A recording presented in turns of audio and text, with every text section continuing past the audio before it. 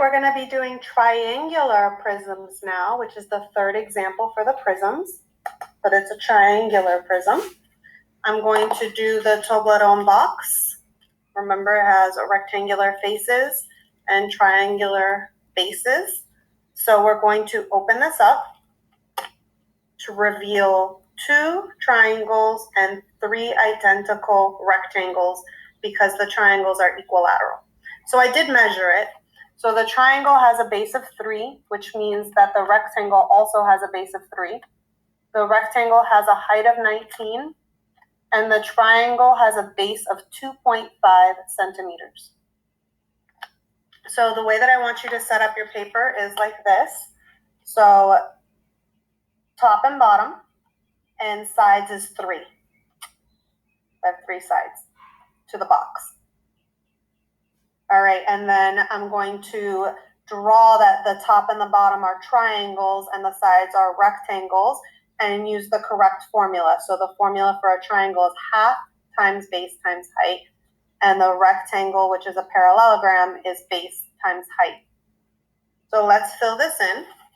So for my triangle, I'm going to do area equals half times the base, which is 3, and the height, which is 2.5.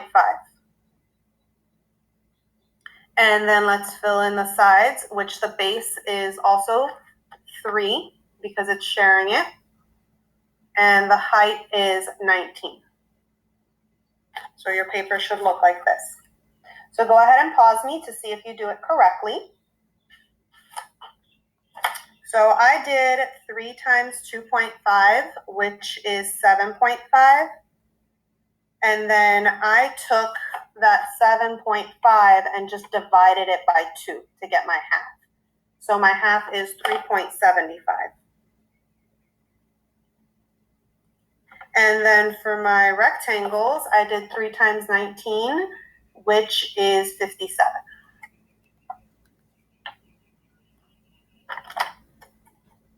Okay, so how many triangles do I have on my box? I have 1 and 2, the top and the bottom.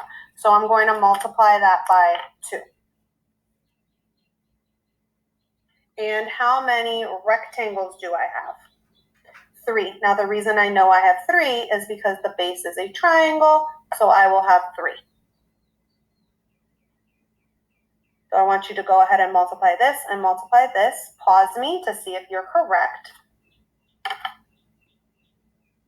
So when I multiplied my triangles, I got 7.5 again because I had 2.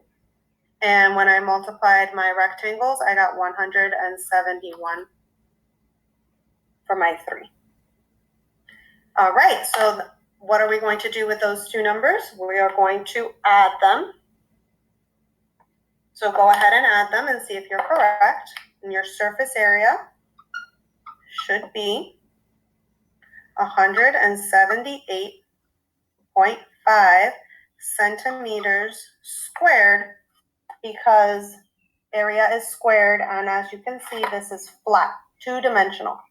So that's what your paper should look like. I'm going to show you over here, my notebook paper. So pause this, copy it down, and I hope that it looks just as beautiful on your paper. All right.